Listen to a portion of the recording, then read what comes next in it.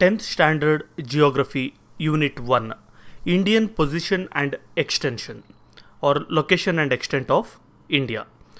ನೋಡಿ, ಈ ಚಾಪ್ಟರ್ಲಿ ನಾವು ಭೂಮಿಯೊಳಗೆ ಇಂಡಿಯಾ ಯಾವ ಪೊಸಿಷನಲ್ಲಿದೆ, ಅಂದರೆ ಎಲ್ಲಿ ಯಾವ ಪ್ಲೇಸಲ್ಲಿ ಲೊಕೇಟ್ ಆಗಿದೆ ಅದ್ರ ಬಗ್ಗೆ ನೋಡ್ತೀವಿ. ಮತ್ತು ಎಷ್ಟು ದೊಡ್ಡದಿದೆ, ಎಕ್ಸ್ಟೆಂಟ್ ಎಷ್ಟು ಇಂಡಿಯಾದು, ಎಲ್ಲಿಂದ ಎಲ್ಲಿವರೆಗೂ ಎಷ್ಟು ಉದ್ದ ಇದೆ, ಎಷ್ಟು ಅಗಲ ಇದೆ, ಯಾವ್ಯಾವ ಜಾಗನ ಆಕ್ಯುಪೈ ಮಾಡ್ಕೊಂಡಿದ್ದೀವಿ, ಇದ್ರ ಬಗ್ಗೆ ಈ ಲೆಸನ್ನಲ್ಲಿ ಸ್ಟಡಿ ಮಾಡೋಣ. Okay, will learn about the following in this chapter. ಏನೇನು ಕಲಿತೀವಿ ಈ ಚಾಪ್ಟರಲ್ಲಿ?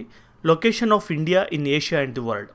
ಈಗ ನಿಮಗೆ ಒಂದು ಗ್ಲೋಬ್ ಅಥವಾ ಏನಾದರೂ ಒಂದು ಮ್ಯಾಪ್ ತೋರಿಸಿದ್ರೆ ಅದರಲ್ಲಿ ಏಷ್ಯಾ ಎಲ್ಲಿದೆ, ನಿಮ್ಗೆ ಏಷ್ಯಾ ಅಂದರೆ ಗೊತ್ತಿರ್ಬೋದು, ಅದು ಕಾಂಟಿನೆಂಟ್. ಆ ಕಾಂಟಿನೆಂಟ್ ಎಲ್ಲಿದೆ ಅಂತ ಮೊದಲು ಐಡೆಂಟಿಫೈ ಮಾಡ್ತೀವಿ. ನೆಕ್ಸ್ಟ್ ಬಂದು ಆ ಏಷ್ಯಾದಲ್ಲಿ ಇಂಡಿಯಾ ಎಲ್ಲಿದೆ, ಇಂಡಿಯನ್ ಸಬ್ ಕಾಂಟಿನೆಂಟ್ ಅಥವಾ ಇಂಡಿಯಾ ಎಲ್ಲಿದೆ ನಮ್ಮ ದೇಶ ಅಂತ ಐಡೆಂಟಿಫೈ ಮಾಡೋವಂಥದ್ದು. ನೆಕ್ಸ್ಟ್ ಬಂದು ಎಕ್ಸ್ಟೆಂಟ್ ಆ್ಯಂಡ್ ಫ್ರಂಟಿಯರ್ಸ್ ಆಫ್ ಇಂಡಿಯಾ, ಅಂದರೆ ಎಕ್ಸ್ಟೆಂಟ್ ಅಂತ ಹೇಳಿದ್ರೆ ಎಷ್ಟು ದೊಡ್ಡದಿದೆ, ಎಷ್ಟು ಉದ್ದ ಎಷ್ಟು ಅಗಲ ಇದೆ ಅದ್ರ ಬಗ್ಗೆ. ಮತ್ತು ಫ್ರಂಟಿಯರ್ಸ್ ಅಂದರೆ ಬಾರ್ಡರ್ಸ್ ಇಂಡಿಯಾದು ಯಾವ ಥರ ಇದೆ ಅದ್ರ ಬಗ್ಗೆ. ನೆಕ್ಸ್ಟ್ ಬಂದು ನೈಬರಿಂಗ್ ಕಂಟ್ರೀಸ್ ಆಫ್ ಇಂಡಿಯಾ, ಅಂದರೆ ಈಗ ಇಂಡಿಯಾಗೆ ಪಾಕಿಸ್ತಾನ ಒಂದು ನೈಬರಿಂಗ್ ಕಂಟ್ರಿ ಅಂತ ಎಲ್ಲರಿಗೂ ಗೊತ್ತು. ಅದೇ ರೀತಿ ಬೇರೆ ಯಾವ್ಯಾವ ದೇಶಗಳು ಇಂಡಿಯಾಗೆ ನೈಬರ್ಸ್ ಆಗಿದ್ದಾರೆ ಅದ್ರ ಬಗ್ಗೆ ಈ ಚಾಪ್ಟರಲ್ಲಿ ಸ್ಟಡಿ ಮಾಡೋಣ. ಲೊಕೇಶನ್. ನಾವು ಇಂಡಿಯಾ ಲೊಕೇಶನ್ನ ಅಥವಾ ಏಷ್ಯಾದ ಲೊಕೇಶನ್ನ ನಾವು ತಿಳ್ಕೊಳ್ಳೋದಕ್ಕೂ ಮೊದಲು ಈ ಒಂದು ಪ್ಯಾರಾಗ್ರಾಫಲ್ಲಿ ಕೆಲವು ಟರ್ಮ್ಸ್ ಕೊಟ್ಟಿದ್ದಾರೆ. ನಾರ್ತರ್ನ್ ಹೆಮಿಸ್ಫೇರ್, ಈಸ್ಟರ್ನ್ ಹೆಮಿಸ್ಫೇರ್, ಸದರ್ನ್ ಹೆಮಿಸ್ಫೇರ್ ಈ ಥರ ಇರ್ಬೋದು, ಅಥವಾ ಲ್ಯಾಟಿಟ್ಯೂಡ್ ಮತ್ತು ಲಾಂಗಿಟ್ಯೂಡ್ ಅಂತ ಇರ್ಬೋದು. ಈ ಟೈಪು ಕೆಲವು ಟರ್ಮ್ಸ್ ಕೊಟ್ಟಿದ್ದಾರೆ. ಆ ಟರ್ಮ್ಸ್ನ ಮತ್ತು ಕೆಲವು ವ್ಯಾಲ್ಯೂಸ್ ಕೊಟ್ಟಿದ್ದಾರೆ ನೋಡಿ, 68 ಡಿಗ್ರಿ ಮತ್ತು 7 ಮಿನಿಟ್ ಈ ಟೈಪ್ ಕೊಟ್ಟಿದ್ದಾರಲ್ಲ, ಇದ್ರ ಬಗ್ಗೆ ಕೂಡ ಒಂದು ಸ್ವಲ್ಪ ತಿಳ್ಕೊಳ್ಳೋಣ. ನೋಡಿ, ಒಂದು ಪಿಕ್ಚರ್ ತೋರಿಸಿ ನಾನು ನಿಮಗೆ ಎಕ್ಸ್ಪ್ಲೈನ್ ಮಾಡ್ತೀನಿ. ಒಂದು ಗ್ಲೋಬ್ದು ಯಾವುದಾದ್ರೂ ಒಂದು ಗ್ಲೋಬ್ ಪಿಕ್ಚರ್ ಅಥವಾ ನೀವು ಒಂದು ರಿಯಲ್ ಗ್ಲೋಬ್ನೋ ಅಥವಾ ಏನೋ ಒಂದು ತೊಗೊಳ್ಳಿ, ಭೂಮಿನ ರೆಪ್ರೆಸೆಂಟ್ ಮಾಡೋವಂಥದ್ದು. ಅದರಲ್ಲಿ ಇಮ್ಯಾಜಿನರಿ ಲೈನ್ಸ್ ಇರುತ್ತೆ, ಅಂದರೆ ಎಷ್ಟೊಂದು ಲೈನ್ಗಳಿರುತ್ತೆ, ನೀವು ನೋಡಿರ್ತೀರ ಸುಮಾರು ಸರಿ. ಇದರಲ್ಲಿ 2 ಇಂಪಾರ್ಟೆಂಟ್ ಲೈನ್ಸ್ ಬಗ್ಗೆ ನಾನೀಗ ಹೇಳ್ತೀನಿ. ಬೇರೆ ಲೈನ್ಸ್ ಬಗ್ಗೆನೂ ಆಮೇಲೆ ಹೇಳ್ತೀನಿ. ಈಗ 2 ಇಂಪಾರ್ಟೆಂಟ್ ಲೈನ್ಸ್ ಬಗ್ಗೆ ಹೇಳ್ತೀನಿ. ನೋಡಿ, ಭೂಮಿ ತುಂಬ ದೊಡ್ಡದಿರೋದ್ರಿಂದ ಐಡೆಂಟಿಫೈ ಮಾಡೋದು ತುಂಬ ಕಷ್ಟ ಇರುತ್ತೆ ಯಾವುದಾದ್ರೂ ಒಂದು ಲೊಕೇಶನ್ನ. ಅದಕ್ಕೆ ಈ ಥರ ಲೈನ್ಗಳು ಎಳೆದಿರ್ತಾರೆ. ಇದನ್ನು ಲ್ಯಾಟಿಟ್ಯೂಡ್ಸ್ ಮತ್ತು ಲಾಂಗಿಟ್ಯೂಡ್ಸ್ ಅಂತಾರೆ. ಲ್ಯಾಟಿಟ್ಯೂಡ್ ಅಂದರೆ ಏನು? ಲ್ಯಾಟ್ರಲ್ ಆಗಿರೋವಂಥದ್ದು, ಅಂದರೆ ಅಡ್ಡ ಇರೋವಂಥದ್ದು. ಇವಾಗ ಈಕ್ವೇಟರ್ ಇಲ್ಲಿದೆ ನೋಡಿ, ಈ ಥರ ಮತ್ತು ಈ ಥರ ಬಂದಿದೆಯಲ್ಲ, ಇದನ್ನು ಲ್ಯಾಟಿಟ್ಯೂಡ್ಸ್ ಅಂತ ಕರೀತಾರೆ. ಲಾಂಗಿಟ್ಯೂಡ್ ಅಂದರೆ ಏನು? ಉದ್ದ ಇರೋವಂಥದ್ದು. ಲಾಂಗ್ ಅಂದರೆ ಉದ್ದ, ಅಂದರೆ ಮೇಲೆಯಿಂದ ಕೆಳಗೆ. Okay, east to west, north to south. ಅರ್ಥ ಆಯ್ತಾ ನಿಮಗೆ? ಇದನ್ನು ಪ್ರೈಮ್ ಮೆರಿಡಿಯನ್ ಅಂದರೆ ಈ ಥರ ಎಷ್ಟೊಂದು ಲೈನ್ಗಳಿರುತ್ತೆ, ಬರೀ 1-2 ಅಲ್ಲ. ಎಷ್ಟು ಲೈನ್ಗಳಿರುತ್ತೆ ನೋಡಿ. ಈ ಲ್ಯಾಟಿಟ್ಯೂಡ್ಸ್ ಬಂದು ಟೋಟಲಾಗಿ 180 ಲೈನ್ ಇರುತ್ತೆ. ಓಕೆ, ಇಲ್ಲಿ 90 ಡಿಗ್ರಿ, ಇಲ್ಲಿ 90 ಡಿಗ್ರಿ ಕೊಟ್ಟಿದ್ದಾರಲ್ಲ, ಟೋಟಲಾಗಿ 180 ಇರುತ್ತೆ. ಅದೇ ರೀತಿ ಲಾಂಗಿಟ್ಯೂಡ್ಸಲ್ಲಿ ಬಂದು 180 + 180 ಟೋಟಲ್ 360 ಲೈನ್ಸ್ ಇರುತ್ತೆ. ಅಂದರೆ ಒಂದೊಂದು ಡಿಗ್ರಿಗೆ ಒಂದೊಂದು ಲೈನ್ ಅನ್ನೋ ಥರ. ಈ ಕಡೆ 180, ಈ ಕಡೆ 180, ಟೋಟಲಾಗಿ ನಮಗೆ 360 ಲೈನ್ಸ್ ಇರುತ್ತೆ. ಇದರಲ್ಲಿ ಬಂದು ಬರೀ 180 ಲೈನ್ಸ್ ಇರುತ್ತೆ. ಇದರಲ್ಲಿ ಈಗ ಲ್ಯಾಟಿಟ್ಯೂಡ್ಸಲ್ಲಿ ಒಂದು ಸೆಂಟ್ರಲ್ ಈಕ್ವೇಟರ್ ಅಂತ ಕೊಟ್ಟಿದ್ದಾರೆ ನೋಡಿ. ನಿಮ್ಗೆ ಆಲ್ರೆಡಿ ಗೊತ್ತಿರ್ಬೋದು, equator is the line that passes through the centre of the earth ಅಂತ, ಅಂದರೆ ಭೂಮಿ ಮಧ್ಯದಲ್ಲಿ ಪಾಸ್ ಆಗುವಂಥ ಲೈನ್ ಅಂತ. ಈ ಲ್ಯಾಟಿಟ್ಯೂಡ್ನ ಬಂದು ಈಕ್ವೇಟರ್ ಅಂತ ಕರೀತಾರೆ. ಇಂಪಾರ್ಟೆಂಟ್ ಇದು.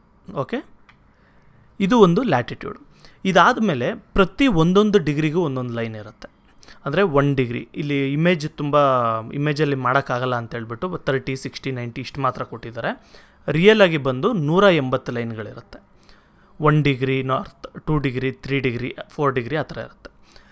ಕೆಳಗಡೆ ಬಂದರು ಈಕ್ವೇಟರ್ಗೆ, ಇಲ್ಲೂ ಕೂಡ 1 ಡಿಗ್ರಿ, 2 ಡಿಗ್ರಿ, 3 ಡಿಗ್ರಿ ಅಂತ ಕೆಳಗಡೆಗೆ ಹೋಗುತ್ತೆ. ಏನಿದು ಮತ್ತೆ ರಿಪೀಟ್ ಆಗಿದೆಯಲ್ವಾ ಅಂತ ಅಂದ್ಕೊಂಬಿಡಿ. ಮೇಲೆ ಇರೋದನ್ನು ಬಂದು 1 degree north, 2 degree north, 3 degree north ಅಂತ ಕರಿತೀವಿ. ಅದನ್ನು ಈ ಥರ ಬರಿತೀವಿ, 3 ಡಿಗ್ರಿ ನಾರ್ತ್ ಅಂತ. ಇಲ್ಲಿ ಬಂದು 1 degree south, 2 degree south, 3 degree south ಅಂತ ಇಲ್ಲಿ ಕರಿತೀವಿ. ಅರ್ಥ ಆಯ್ತಾ? ನಾರ್ತು ಸೌತ್ ಅಂತ. ಈಗ ಈ ಈಕ್ವೇಟರ್ನ ಮೇಲೆ ಇರೋದು ನಾರ್ತರ್ನ್ ಹೆಮಿಸ್ಫೇರ್ ಅಂತ. ಹೆಮಿಸ್ಫೇರ್ ಅಂದರೆ ಪಾರ್ಟ್ ಆಫ್ ದಿ ಸ್ಪೇರ್ ಅಂತ. ಓಕೆ, ಸ್ಪೇರ್ ಅಂದರೆ ಗೊತ್ತು ನಿಮಗೆ, ಒಂದು ರೌಂಡ್ ಆಗಿರೋವಂಥದ್ದು ಯಾವುದಾದ್ರೂ ಒಂದು. ಈಕ್ವೇಟರ್ಗೂ ಮೇಲೆ ಇರೋದು ನಾರ್ತ್ ಸೈಡ್ಗಿರೋದೆಲ್ಲ ನಾರ್ತರ್ನ್ ಹೆಮಿಸ್ಫೇರ್, ಸೌತ್ ಸೈಡ್ಗಿರೋದೆಲ್ಲ ಸದರ್ನ್ ಹೆಮಿಸ್ಫೇರ್. ಅದೇ ರೀತಿ ಪ್ರೈಮ್ ಮೆರಿಡಿಯನ್ ಅಥವಾ ಒಂದು ಲಾಂಗಿಟ್ಯೂಡ್ಸಲ್ಲಿ ಬಂದರೆ, ಲಾಂಗಿಟ್ಯೂಡ್ಸಲ್ಲೂ ಕೂಡ ಒಂದು ಇಂಪಾರ್ಟೆಂಟ್ ಲೈನ್ ಇದೆ. ಇದು ಕೂಡ ಭೂಮಿನ ಅರ್ಧ ಮಾಡಿರೋ ಥರ. ಇದನ್ನು ಪ್ರೈಮ್ ಮೆರಿಡಿಯನ್ ಅಂತ ಒಂದು ಕರಿತೀವಿ. ಭೂಮಿಗೆ ಒಂದು ಉದ್ದಕ್ಕೆ ಹೋಗಿರೋಂಥ ಮೇನ್ ಲೈನ್ ಇದು. ಈ ಪ್ರೈಮ್ ಮೆರಿಡಿಯನ್ನಿಂದ ಲೆಫ್ಟ್ ಸೈಡ್ಗೆ ಏನಿದೆ ಇದೆಲ್ಲ ಕೂಡ 1 degree west, 2 degree west, 3 degree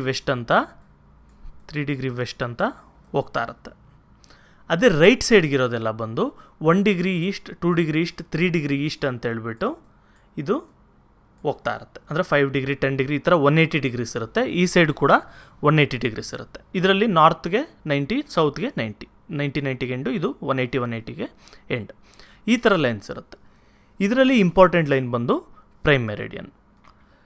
ಈ ಪ್ರೈಮ್ ಮೆರಿಡಿಯನ್ಗಿಂತ ಯಾವುದಾದ್ರೂ ಜಾಗ ಈ ಸೈಡ್ಗಿತ್ತಂದರೆ, ಲೆಫ್ಟ್ ಸೈಡ್ಗೆ ಅಂದರೆ ವೆಸ್ಟ್ ಸೈಡ್ಗಿತ್ತು ಅಂದರೆ ಅದನ್ನು ವೆಸ್ಟರ್ನ್ ಹೆಮಿಸ್ಫೇರ್ ಅಂತ ಕರಿತೀವಿ. ಅಂದರೆ ವೆಸ್ಟರ್ನ್ ಹೆಮಿಸ್ಫೇರ್ ಜಾಗ ಇದು, ಇದರಲ್ಲಿದೆ ಅಂತ ಅರ್ಥ. ಅದೇ ರೀತಿ ರೈಟ್ ಸೈಡ್ಗಿದ್ರೆ ಅಥವಾ ಈಸ್ಟ್ ಸೈಡ್ಗಿದ್ರೆ ಇದನ್ನು ಈಸ್ಟರ್ನ್ ಹೆಮಿಸ್ಫೇರ್ ಅಂತ ಕರಿತೀವಿ ನಾವು. ಈಗ ಫಾರ್ ಎಕ್ಸಾಂಪಲ್ ಯಾವುದೋ ಒಂದು ಜಾಗ ಎಲ್ಲಿದೆ ಅಂತ ಕೇಳಿದ್ರು ಅಂದ್ಕೊಳ್ಳಿ.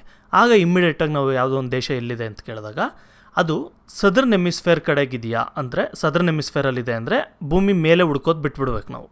ಈಗ ಇಂಡಿಯಾ ಇಂಥ ಹೆಮಿಸ್ಫೇರಲ್ಲಿದೆ ಅಂತ ಹೇಳಿದ್ರೆ, ಫಾರ್ ಎಕ್ಸಾಂಪಲ್ ಇಲ್ಲೇ ತೋರಿಸ್ತೀನಿ ನಾನು, ನಿಮ್ಮ ಟೆಕ್ಸ್ಟ್ ಬುಕ್ಕಲ್ಲಿದೆ. Geographically India is located in the northern hemisphere, ಅಂದರೆ ನಾರ್ತರ್ನ್ ಹೆಮಿಸ್ಫೇರಲ್ಲಿದೆ ಅಂತ ಅರ್ಥ. ಅಂದರೆ ಭೂಮಿಗೆ ನಾರ್ತ್ ನೋಡಿ, ಇಲ್ಲಿ ನೋಡಿದಾಗ ನೀವು ಇಲ್ಲಿ ಲೈನ್ ಬರುತ್ತಲ್ಲ ಸರ್, ಇಲ್ಲಿಂದ ಕೆಳಗೆ ಅನ್ಕೊಬೋದು. ಆದರೆ ಭೂಮಿಗೆ ಲೈನ್ ಬಂದು ಇಲ್ಲಿ ಹೋಗುತ್ತೆ, ಈಕ್ವೆಟರ್. ಓಕೆ, ಅದರಿಂದ ನಾರ್ತ್ ಸೈಡ್ಗಿದೆ. ಈ ಇಮೇಜಲ್ಲಿ ಕೂಡ ನೋಡ್ಬೋದು, ಇಲ್ಲಿಂದ ನಾರ್ತರ್ನ್ ಹೆಮಿಸ್ಫೇರಲ್ಲಿದೆ. ಜೊತೆಗೆ northern hemisphere and is at the centre of eastern hemisphere, ಅಂದರೆ ಈಸ್ಟರ್ನ್ ಹೆಮಿಸ್ಫೇರ್ಗೆ ಸೆಂಟ್ರಲ್ಲಿದೆ. ಅಂದರೆ ನಾರ್ತು ಮತ್ತು ಈಸ್ಟ್ರಲ್ಗೆ ಈ ಸೈಡಲ್ಲಿ ಬರುತ್ತೆ ಅಂತ ಅರ್ಥ. ಭೂಮಿಯಲ್ಲಿ ತೆಗೆದು ನೋಡಿದ್ರೆ ನೀವು ಇವಾಗ ಪ್ರೈಮ್ ಮೆರಿಡಿಯನ್ ಇಲ್ಲಿಂದ ಪಾಸ್ ಆಗುತ್ತೆ ಈ ಒಂದು ಜಾಗದಲ್ಲಿ. ಅಲ್ಲಿಂದ ನಾರ್ತ್ಗೆ ಅಂತ ಹೇಳಿದ್ರೆ ಈಕ್ವೆಟರ್ ಇಲ್ಲಿ ಪಾಸ್ ಆಗುತ್ತೆ, ಇಲ್ಲಿ ಪಾಸ್ ಆಗುತ್ತೆ ಈಕ್ವೆಟರು. ಇಲ್ಲಿಂದ ನಾರ್ತ್ಗೆ ಮತ್ತು ಈಸ್ಟ್ ಸೈಡ್ಗಿದೆ. ಈಸ್ಟ್ ಸೈಡಲ್ಲೂ ಎಲ್ಲಿದೆ, ಫುಲ್ ಇಲ್ಲೆಲ್ಲೋ ಇಲ್ಲ, ಸೆಂಟ್ರಲ್ ಆಫ್ ದಿ ಈಸ್ಟರ್ನ್ ಹೆಮಿಸ್ಫೇರಲ್ಲಿ ಇದೆ ಅಂತ ಈಸಿಯಾಗಿ ಐಡೆಂಟಿಫೈ ಮಾಡ್ಬೋದು. ನೆಕ್ಸ್ಟು ಈ ಡಿಗ್ರೀಸ್ ಬರೆಯೋದು ನಿಮ್ಗೆ ಆಲ್ರೆಡಿ ಗೊತ್ತಾಯಿತು. 3 degree north, 3 degree south, 3 degree west, 3 degree east ಈ ಥರ ಬರೆದಿದ್ದೀನಿ ನೋಡಿ. ಇವಾಗ ಯಾವುದೋ ಒಂದು ಬರೀಬೇಕು ಅಂದ್ಕೊಳ್ಳಿ, ಎಂಥ ಡಿಗ್ರಿ, ಇವಾಗ ಎಷ್ಟನೇ ಡಿಗ್ರಿಯಲ್ಲಿದೆ, ನಾರ್ತ್ಗೆ ಸೌತ್ಗೆ ಈಸ್ಟ್ಗೆ ವೆಸ್ಟ್ಗೆ ಆಮೇಲೆ ನೋಡೋಣ. ಯಾವುದಾದ್ರು ಒಂದು ಲೊಕೇಶನ್ ಹೇಳೋವಾಗ 3 ಡಿಗ್ರಿ ನಾರ್ತಲ್ಲಿದೆ ಅಂತ ಹೇಳ್ತಾರೆ.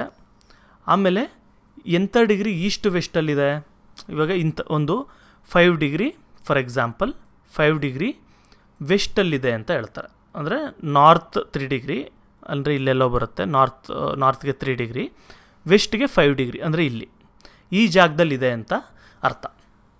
ಬರೀ ಇಷ್ಟೇ ಅಲ್ಲ, ನೀವು ಟೆಕ್ಸ್ಟ್ ಬುಕ್ಕಲ್ಲಿ ನೋಡ್ಬೋದು, ಡಿಗ್ರಿ ಆದಮೇಲೆ .25 ಅಪಾಸ್ಟ್ರಫಿ ಟೈಪಲ್ಲಿ ಕೊಟ್ಟಿದ್ದಾರೆ. ಏನಿದು ಅಪಾಸ್ಟ್ರಫಿ ಅಂದರೆ ನೋಡಿ, ಗ್ಲೋಬ್ನ ಇನ್ನೂ ಚಿಕ್ಕ ಪಾರ್ಟ್ ಮಾಡ್ತಾರೆ. ಫಾರ್ ಎಕ್ಸಾಂಪಲ್ ಒಂದು ಝೂಮ್ ಮಾಡಿ ತೋರಿಸ್ತೀನಿ ನೋಡಿರಿ. ಈಕ್ವೆಟರ್ ಇಲ್ಲಿದೆ, ಇಲ್ಲಿ 1 ಡಿಗ್ರಿ ಇದೆ, ಇಲ್ಲಿ 2 ಡಿಗ್ರಿ ಇದೆ, ಇಲ್ಲಿ 3 ಡಿಗ್ರಿ ಇದೆ ಅಂದ್ಕೊಳ್ಳಿ ಫಾರ್ ಎಕ್ಸಾಂಪಲ್. ಓಕೆ, ನಾನು ಲೈನ್ ಎಳೆದಿರ್ತೀನಿ. ಇಲ್ಲಿಗೂ ಬಂದು ಇವಾಗ 1 ಡಿಗ್ರಿ ಅಂತ ಇದು ಅರ್ಥ, ಇಲ್ಲಿ 1 ಡಿಗ್ರಿಯಲ್ಲಿದೆ ಅಂತ. ಫಾರ್ ಎಕ್ಸಾಂಪಲ್ 1.5 ಡಿಗ್ರಿ ಅಂದ್ಕೊಳ್ಳಿ, ಆಗ ಇಲ್ಲಿ ಬರುತ್ತೆ, ಈ ಜಾಗದಲ್ಲಿ ಬರುತ್ತೆ ಅಂತ. ಆವಾಗ 1.5 ಡಿಗ್ರಿನ 1.5 ಡಿಗ್ರಿ ಅಂತ ಕೂಡ ಬರಿಬೋದು, ಅಥವಾ 1 ಡಿಗ್ರಿ .30 ಅಪಾಸ್ಟ್ರಫಿ, ಇದನ್ನು ಮಿನಿಟ್ಸ್ ಅಂತ ಕರೀತಾರೆ, ಕನ್ಫ್ಯೂಸ್ ಬೇಡ, ಜಸ್ಟ್ ಒಂದು ಸಿಂಗಲ್ ಲೈನ್ ಅಂತ ಅಂದ್ಕೊಳ್ಳಿ, ಮಿನಿಟ್ಸ್ ಸೆಕೆಂಡ್ಸ್ ಅದಕ್ಕೆ ಹೋಗೋದು ಬೇಡ, ಕನ್ಫ್ಯೂಷನ್ ಆಗುತ್ತೆ. ಈ ಟೈಪ್ ಕೂಡ ಕರೀತಾರೆ, ಯಾಕೆಂದರೆ ಈ ಲೈನ್ಸ್ನ ಫರ್ದರ್ 60 ಭಾಗ ಆಗಿ ಡಿವೈಡ್ ಮಾಡಿರ್ತಾರೆ. ಯಾಕಂದರೆ ಇದು ಕೂಡ ದೊಡ್ಡ ಏಜ್, ಅಂದರೆ ಈ 1 ಡಿಗ್ರಿ ಇಲ್ಲಿಂದ ಇಲ್ಲಿವರೆಗೂ ಮಧ್ಯದಲ್ಲಿ ಹತ್ತತ್ರ 1.25 ಕಿಲೋಮೀಟರ್ 2 ಕಿಲೋಮೀಟರ್ ಅಷ್ಟು ಡಿಸ್ಟೆನ್ಸ್ ಇರುತ್ತೆ. ಅದರಿಂದ ಅದು ಕೂಡ ಐಡೆಂಟಿಫೈ ಮಾಡೋಕ್ಕಾಗಲ್ಲ ಅಂತ ಈ ಥರ ಮಿನಿಟ್ಸ್ ಅಂತ ಯೂಸ್ ಮಾಡ್ತಾರೆ ಟರ್ಮ್. ಅಲ್ಲಿಗೆ ಇದೆಲ್ಲ ಕಂಪ್ಲೀಟಾಗಿ ನಿಮ್ಗೆ ಅರ್ಥ ಆಯಿತು ಅಂದ್ಕೊಳ್ತೀನಿ. ಏನೋ ಡೌಟ್ಸ್ ಇದನ್ನು ಕಮೆಂಟ್ ಸೆಕ್ಷನಲ್ಲಿ ಕಮೆಂಟ್ ಮಾಡಿ. ನಾವಿವಾಗ ಲೆಸನಲ್ಲಿ ಮುಂದಕ್ಕೆ ಹೋಗೋಣ. Geographically India is located in the northern hemisphere and is at the centre of eastern hemisphere. ನೋಡಿ, ಜಿಯೋಗ್ರಫಿಕಲಿ ನಮಗೆ ಗೊತ್ತು ಇಂಡಿಯಾ ಎಲ್ಲಿದೆ, ನಾರ್ತರ್ನ್ ಹೆಮಿಸ್ಫೇರಲ್ಲಿ ಮತ್ತು ಈಸ್ಟರ್ನ್ ಹೆಮಿಸ್ಫೇರಲ್ಲಿ ಇದೆ ಅಂತ ಗೊತ್ತಾಗಿದೆ. It is A peninsula situated in the south East Asia. ಇದು ಸೌತ್ ಈಸ್ಟ್ ಏಷ್ಯಾದಲ್ಲಿ ಸಿಚುವೇಟ್ ಆಗಿರೋಂಥ ಒಂದು ಪೆನಿನ್ಸುಲಾ, ಅಂದರೆ ಸೌತ್ ಈಸ್ಟ್ ಸೈಡ್ಗೆ ಒಂದು ಜಾಗದಲ್ಲಿದೆ ಅಂತ. ಪೆನಿನ್ಸುಲಾ ಅಂದರೆ ನಿಮ್ಗೆ ಆಲ್ರೆಡಿ ಗೊತ್ತು, 3 ಸೈಡ್, ಈ ಸೈಡ್ ವಾಟರ್ ಕವರ್ ಆಗಿದೆ, ಒಂದು ಸೈಡ್ ಮಾತ್ರ ಲ್ಯಾಂಡ್ ಕವರ್ ಆಗಿರೋದ್ರಿಂದ ಪೆನಿನ್ಸುಲಾ ಅಂತ ಕರಿತೀವಿ. The mainland of India extends from 8 degree .4 minutes to 37°.6' north latitude. ನೋಡಿರಿ ಎಲ್ಲಿಂದ ಎಲ್ಲಿವರೆಗೂ ಇದೆ ಅಂದರೆ ಅಗಲ ಎಷ್ಟಿದೆ ಇಂಡಿಯಾ, ಈ ಪಾಯಿಂಟಿಂದ ಈ ಪಾಯಿಂಟ್ವರೆಗೂ ಎಷ್ಟು ಡಿಗ್ರೀಸಲ್ಲಿದೆ. ನಾನು ಲ್ಯಾಟಿಟ್ಯೂಡ್ ಲಾಂಗಿಟ್ಯೂಡಲ್ಲಿ ಹೇಳಿದ್ನಲ್ಲ ಆ ಥರ ಇದು ಲ್ಯಾಟಿಟ್ಯೂಡು. ನಾರ್ತ್ ಸೈಡ್ಗೆ 8 ಡಿಗ್ರಿಯಿಂದ ಹಿಡಿದು ಫಾರ್ ಎಕ್ಸಾಂಪಲ್ ಇಲ್ಲಿಂದ ಇಲ್ಲಿವರೆಗೂ 8 ಡಿಗ್ರಿಯಿಂದ ಹಿಡಿದು ಇಲ್ಲಿಂದ 8.4 ಅಲ್ಲಿಂದ ಹಿಡಿದು 37.6 ನಾರ್ತ್ ಲ್ಯಾಟಿಟ್ಯೂಡ್ ಅಲ್ಲಿವರೆಗೂ ಹೋಗುತ್ತೆ ಉದ್ದ. ಅದೇ ರೀತಿ ಲಾಂಗಿಟ್ಯೂಡ್ ವೈಸ್ ತೊಗೊಂಡ್ರೆ ಈ ಥರ ತೊಗೊಂಡ್ರೆ ಲಾಂಗಿಟ್ಯೂಡ್ಸಲ್ಲಿ 68.7 ಅಂದರೆ ಇಲ್ಲಿ 68.7 ಇಲ್ಲಿಂದ ಹಿಡಿದು 97.25 ಅಂದರೆ 97°25 ಇಲ್ಲಿವರೆಗೂ ಕೂಡ ಎಕ್ಸ್ಟೆಂಡ್ ಆಗಿದೆ ಈಸ್ಟರ್ನ್ ಲಾಂಗಿಟ್ಯೂಡ್ವರೆಗೂ. The Andaman and Nicobar islands extend further southwards and add to India's latitudinal extend.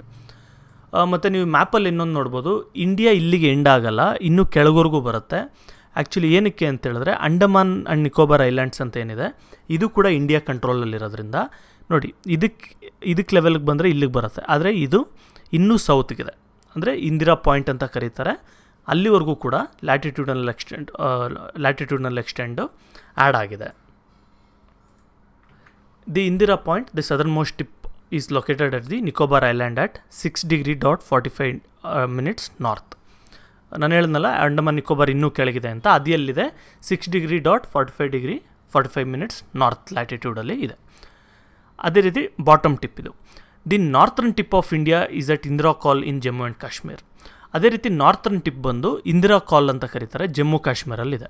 ಈಗ ನಾನು ಇಂದಿರಾ ಪಾಯಿಂಟ್ ತೋರಿಸ್ತೀನಿ ನೋಡಿ, ನೀವು ಝೂಮ್ ಮಾಡ್ಬೋದು. ಫುಲ್ಲು ಕೆಳಗೆ ಹೋದರೆ ಫುಲ್ಲು ಲಾಸ್ಟಲ್ಲಿರೋ ಪಾಯಿಂಟ್ ಇಂದಿರಾ ಪಾಯಿಂಟ್. ಈ ಜಾಗನ ಇಂದಿರಾ ಪಾಯಿಂಟ್ ಅಂತಾರೆ, ಫುಲ್ಲು ಸೌತ್ಗಿರೋವಂಥದ್ದು. ಇಲ್ಲಿ ಹೆಸರೆಲ್ಲೂ ಹಾಕಿಲ್ಲ. ಅದೇ ರೀತಿ ಫುಲ್ಲು ನಾರ್ತ್ಗಿರೋವಂಥದ್ದನ್ನು ಒಂದು ನಿಮಿಷ ಝೂಮ್ ಔಟ್ ಮಾಡ್ತಾಯಿದ್ದೀನಿ ನೋಡಿ. ಫುಲ್ಲು ನಾರ್ತ್ ಸೈಡಲ್ಲಿ ಈ ಜಾಗದಲ್ಲಿ ಬರುತ್ತೆ. ಎಕ್ಸಾಕ್ಟಾಗಿ ಇದು ಸರಿಯಾಗಿ ಮ್ಯಾಪಲ್ಲಿ ಗೊತ್ತಾಗ್ತಾ ಇಲ್ಲ.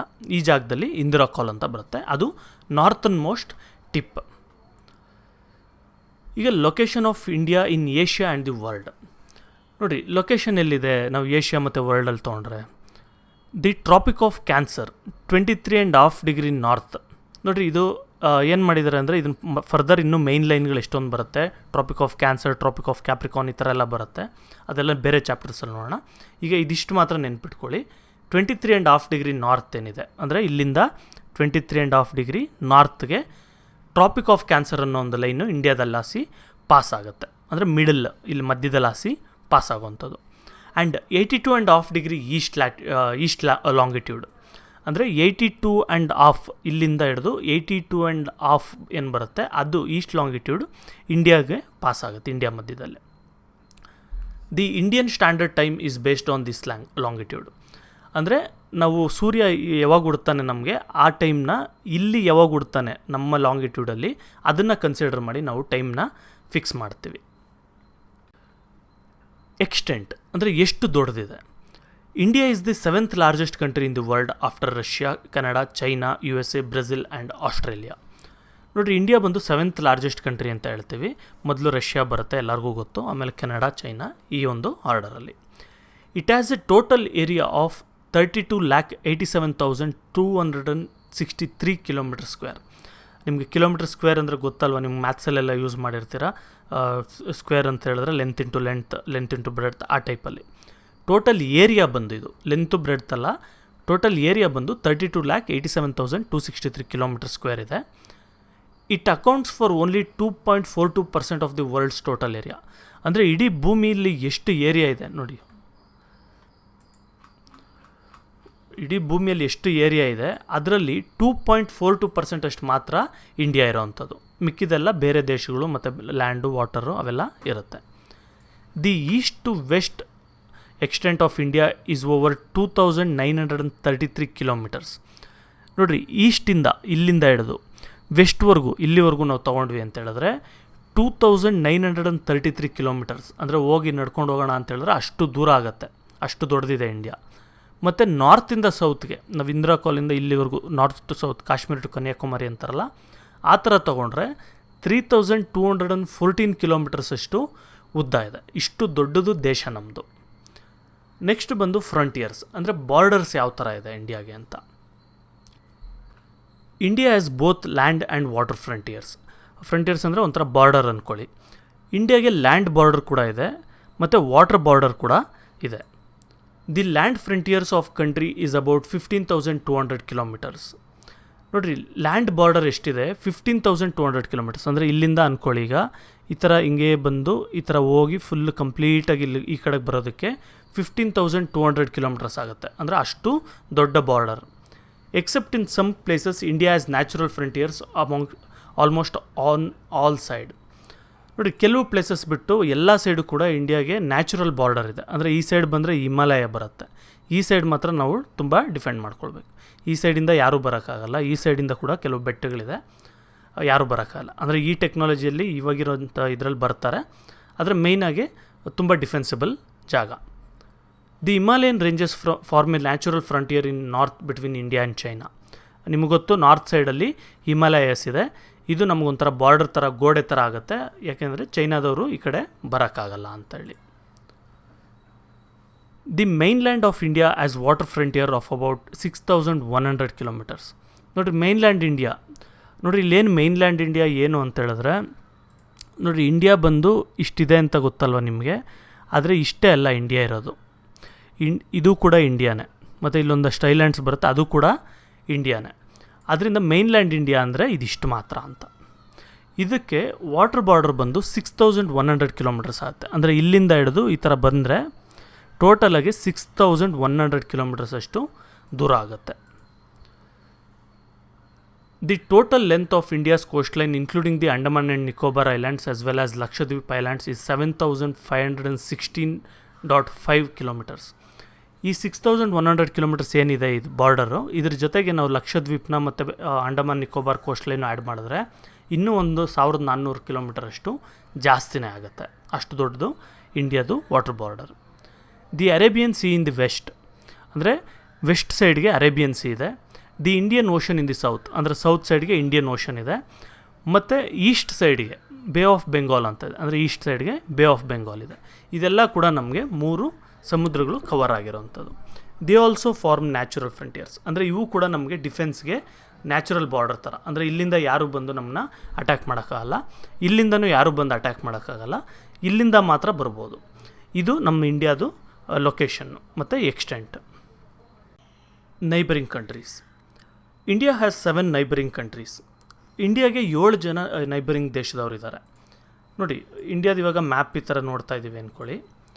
ನಮಗೆ ನೈಬರಿಂಗ್ ಕಂಟ್ರೀಸ್ ಅಂದರೆ ಏನು ಗೊತ್ತು, ಈ ಕಡೆ ಪಾಕಿಸ್ತಾನ ಇದೆ, ಈ ಕಡೆ ಚೈನಾ ಇದೆ, ಈ ಕಡೆ ಬಾಂಗ್ಲಾದೇಶ ಇದೆ. ಈ 3 ಮಾತ್ರ ನಮಗೆ ಗೊತ್ತು. ಆದರೆ ಇದಲ್ಲದೆ ಇನ್ನೂ 4 ದೇಶಗಳು ನಮಗೆ ಲ್ಯಾಂಡ್ ಬಾರ್ಡರ್ ಶೇರ್ ಮಾಡ್ಕೊಂಡಿದೆ. ಅದ್ರ ಜೊತೆಗೆ ಇನ್ನೊಂದು ದೇಶ ವಾಟರ್ ಬಾರ್ಡರ್ ಶೇರ್ ಮಾಡ್ಕೊಂಡಿದೆ, ಹತ್ರದಲ್ಲಿದೆ ಅಂತ ನಮಗೆ ಗೊತ್ತಿಲ್ಲ.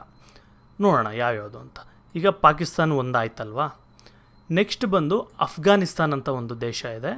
ನೋಡಿರಿ, ಅಫ್ಘಾನಿಸ್ತಾನ್ ಅಂತ, ಇದು ಕೂಡ ಇಂಡಿಯಾಗೆ ಲ್ಯಾಂಡ್ ಬಾರ್ಡರ್ನ ಶೇರ್ ಮಾಡ್ಕೊಂಡಿದೆ. ನೋಡಿ, ಇಲ್ಲಿ ಬಂದರೆ ಇಲ್ಲೊಂದು 32 ಕಿಲೋಮೀಟರು ಇಂಡಿಯಾಗೂ ಮತ್ತು ಅಫ್ಘಾನಿಸ್ತಾನ್ಗೂ ಲ್ಯಾಂಡ್ ಬಾರ್ಡರ್ ಇದೆ.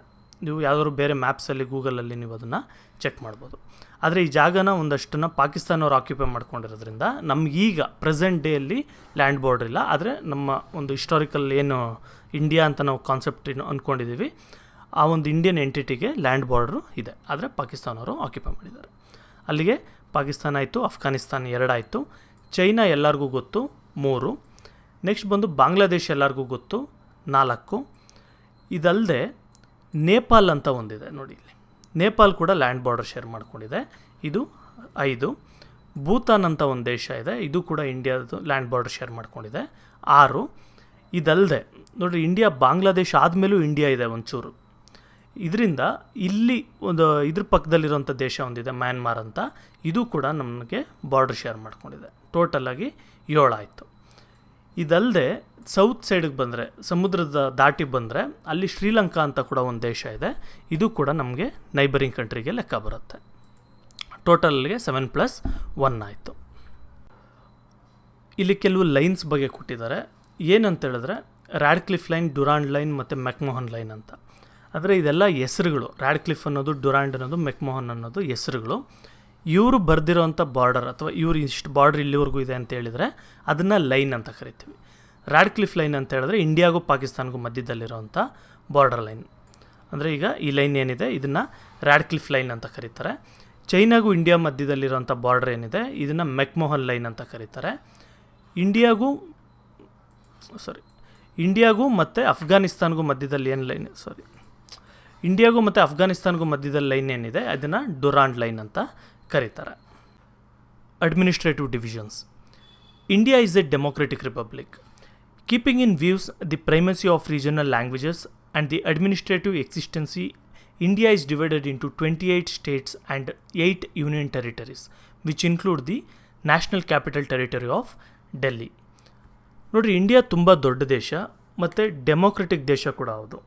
ಮತ್ತು ಇಂಡಿಯಾದಲ್ಲಿ ಎಷ್ಟೊಂದು ಲ್ಯಾಂಗ್ವೇಜಸ್ ಮಾತಾಡ್ತಾರೆ ಮತ್ತು ಲ್ಯಾಂಗ್ವೇಜ್ಗೆ ತುಂಬ ಅದರದೇ ಆದಂಥ ಇಂಪಾರ್ಟೆನ್ಸ್ ಇದೆ.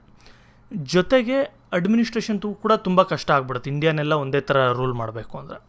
ಇದನ್ನೆಲ್ಲ ಮೈಂಡಲ್ಲಿ ಇಟ್ಕೊಂಡು ಇಂಡಿಯಾನ ಏನು ಮಾಡಿದ್ದಾರೆ, ಸ್ಟೇಟ್ ವೈಸ್ ಅಂದರೆ ಅವ್ರು ಯಾವ್ಯಾವ ಭಾಷೆ ಮಾತಾಡ್ತಾರೆ ಅದ್ರ ಪ್ರಕಾರ ಒಂದೊಂದು ಸ್ಟೇಟ್ನ ಕ್ರಿಯೇಟ್ ಮಾಡಿದ್ದಾರೆ.